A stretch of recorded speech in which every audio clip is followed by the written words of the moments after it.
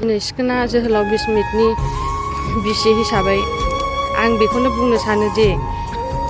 जेरै आंनि फिसाया मालायनि आखायाव गुबुन जाथिनि आखायाव खास्रि बिस्रि अमाफोरबायदि देथारजादों जाहाथे बेबायदि गुबुननि फिसायफ्राबो गुबुननि फिसाफ्राबो बेबायदि देथारजाया बेनिखायनो आं सानो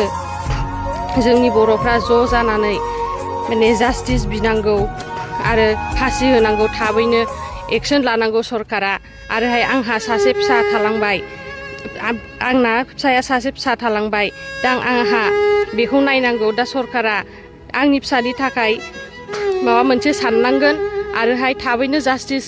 होनांगोन आंनि फिसायखौ जाहाथे आंनि फिसाया आलो गोजोनै थांनो हानायनि आं बेखौनो सरकारनाव खावलायो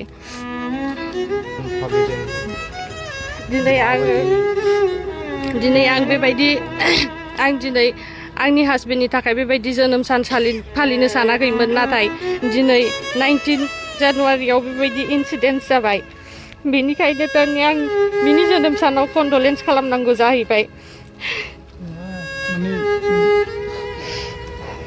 बुंनो हानाय नंला माबा